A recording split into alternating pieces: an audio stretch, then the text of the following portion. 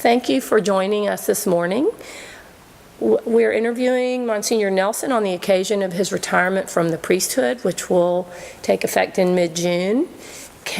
When were you ordained, Monsignor Nelson? In May of 1966.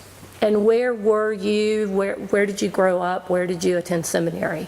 Well, I grew up in Philadelphia, and I attended seminary in Baltimore at the St. Mary's Seminary, run by the Sulpician Fathers. And how did it come to pass that you served your priestly ministry in the Diocese of Savannah? Because at that time, the Bishop of Savannah was Bishop McDonough, who was a native of Philadelphia. And somehow or other, we made a connection. And I wound up coming here, basically. That's what happened. And so you came to the Diocese of Savannah right out of seminary. Were you ordained in Savannah, or were you ordained in Philadelphia? In actuality, I was ordained in my home parish in Philadelphia by Bishop McDonough. So when you came to Savannah, Diocese of Savannah, what do you recall about your early years in the priesthood? Well, my first 2 years were in Macon, Georgia. And then I came to the city of Savannah, where I lived at Sacred Heart for a good number of years. Then I came to the cathedral for about 3 years or so, and then I went to Port Wentworth, Our Lady of Lourdes, for like 5 years. And then in August of 1968, I came here to St. Francis Cabrini, and I've been here as the pastor for almost 24 years. Now, during that time, you also held some positions with the diocese in addition to being pastor here. Can you talk a little bit about those? Well, all during that time, I've been associated in some way with the chancery office, with the bishop's office. Primarily, I worked in the diocesan tribunal for many years, and 23 years in charge of that particular office, which deals with primarily with church declarations of nullity. People call them annulments, marriage cases. And I had spent 2 years at Catholic University from 1970 to 72 studying church law, which qualified me to fulfill that particular ministry. And then also at some point you served as the Vicar General? That is correct. When Bishop Boland became bishop, I served as his Vicar General for a good 10 years plus. And that position, your role in that position ended when Bishop Boland retired, or was it prior to that? Shortly prior to that, when I asked to be relieved of that position so I could concentrate on being the pastor here at St. Francis Cabrini. Now, were you the first pastor of St. Francis Cabrini? No, there were a number of pastors before me. And when I came here, the church had already been built. But one of the things that I was able to initiate here, with the help of many good people, was the starting of St. Francis Cabrini School, which we started somewhere around the year 2000. And that school started with only the lower grades, is that true? That's correct. We started with pre-K and K, and then after that we added a grade or two each year until we reached the full 8 grades. So can you talk a little bit about the motivation for starting a school and how that has affected the community on the south side of Savannah and the Catholic community in Savannah? Well, I felt that we needed to have a school here because so many of the younger families that we did have tended to drift toward parishes that had their own school. And as a result, we were beginning to see that we had more older families than we had younger families because they went other places for their school, for their Catholic school. So that was one of the primary reasons that I started that. How big is the parish at this time? Oh, somewhere between 700 and 730 families. And just for the purposes of viewers who are not living directly in Savannah, where exactly is St. Francis Cabrini located? It's on the south side of Savannah, close to St. Joseph's Hospital and Armstrong College. Do you get a college student presence at this parish? A little bit. We have some students here, yes. Tell me about some of the other ministries that you've been involved in during the course of your career, whether it has been in Macon or when you were at Sacred Heart, and or also when you were the judicial vicar. Well, I guess primarily I was always tried to help out in the parish with Mass and confessions and weddings and funerals and all those things that people expect the priest to do at those times in their life. I haven't had any. I find that if I take care of the ordinary things that just pop up day by day, you normally have enough to keep you busy. Yes.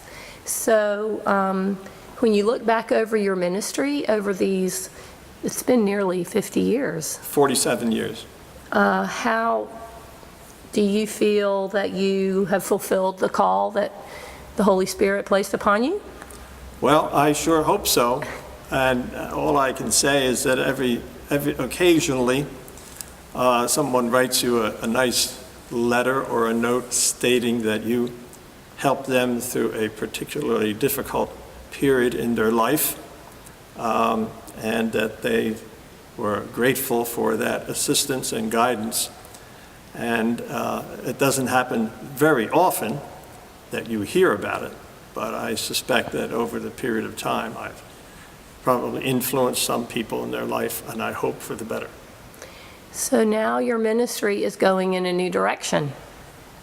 Well, yes, I'm supposed to be going into what they call retirement. I don't give up priesthood. I'm still a priest, and will still, offer Mass and those other sacraments when necessary. But I won't have the responsibility and the burden of administering a parish, worrying about the collections and the money and the bills and that sort of thing. So do you have any idea what the first few months of your retirement might look like? Well, at this point, I haven't thought about it much. I'll have to get used to living in a different place. Where do you live now, and where will you be moving to? Well, I live here right now at St. Francis in the rectory here, but I'll be moving to St. James, which is sort of next door, and living in that rectory. And that takes place in June? Yes, somewhere around June 12th. I see. So you'll be moving, that's on the agenda, and any plans to travel, perhaps see parts of the United States or overseas? Not really, because with my several chronic health problems, I find traveling to be very difficult. I see. Well, do you have any ideas about types of ministries that you might pursue in retirement, either continuing ministries that you've enjoyed during your active priesthood or areas that you haven't had time to pursue? Yeah, well, I probably will continue to be involved on a limited basis at the Chancery office in the Diocesan Tribunal, assisting the people there whenever they need me. After doing something for many, many years, you develop a certain backlog of expertise and knowledge about that particular field that can be helpful. For those of us who are not as familiar with the specifics of the judicial vicary, what can you explain about that role, especially that you might be able to continue to do? Well, I won't be doing that particular role, but the judicial vicar is basically a judge. And they use the word tribunal, and that's what it is. Marriage cases are judged, and there are It's not a courtroom setting, but all the functions of a court are there, you know. There are clerks and there are judges and attorneys, et cetera, that examine people's marriage situations and then try to come to a decision of granting a decree of nullity based on the testimony of witnesses and of the people. Is any of that testimony ever done face-to-face, or is it all done through written reports? Now, most of it's done through written reports, but sometimes you must sit down and talk with the person and interview them on a personal basis. Yes. How did you come to be called to do that particular ministry? Do you recall when you were led in that direction? I don't remember exactly, but I found it fascinating when I was first ordained. Every priest studies to some extent a certain amount of canon law in the seminary. But if you get into that particular field, you have to go off and do a couple extra years of very specific, specialized study and obtain a degree in church law so that you can function not only in the tribunal but also in the office of vicar general or chancellor, because church law covers all aspects of church life. Yes. So it seems that, particularly being the judicial vicar and looking at marriages, it's a very critical part of church life and family life that's being examined. Yes. And it seems like that would perhaps take a different set of spiritual skills, if you will. How did you bring your role as a priest into that very important decision? Well, I suppose what it is, you're trying to help people, to show a certain amount of compassion to them, because at that time in their life, whenever there's a breakup of a marriage, it's a crisis. And there is usually a lot of pain and difficulty, and so you try to minister to them and soothe the situation and help them to understand what happened in their life and how they could, in the future, adjust themselves to a new marriage, perhaps, you know. So there's a certain amount of, quotes, a certain amount of counseling involved in that. Yes.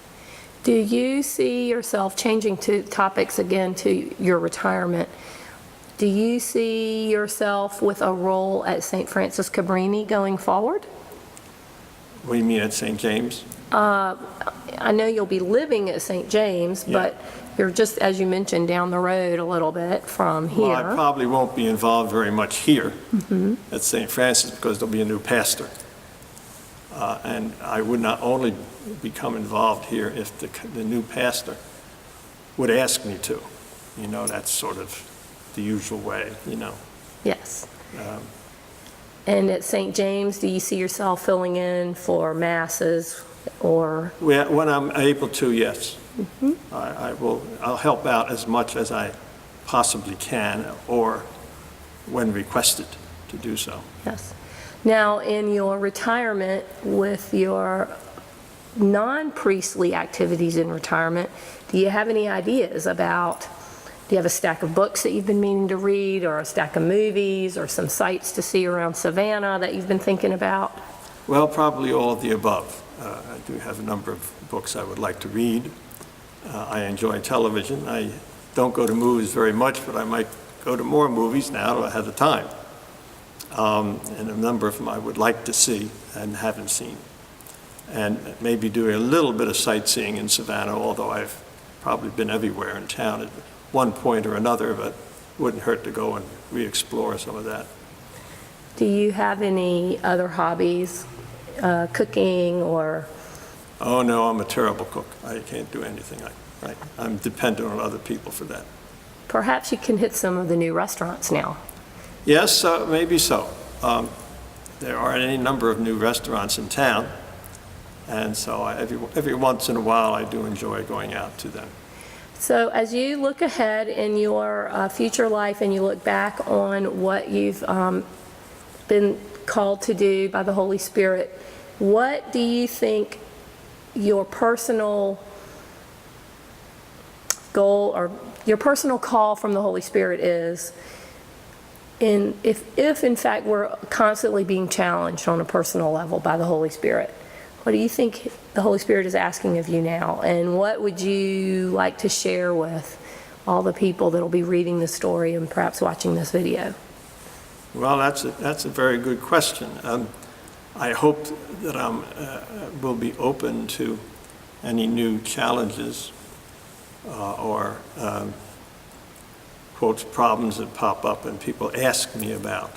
That I'm not going to set any rigid program or agenda, but at least initially, for the first few months or so, get organized and settled into a new way of life and be open to what might pop up, what might present itself, because you never know.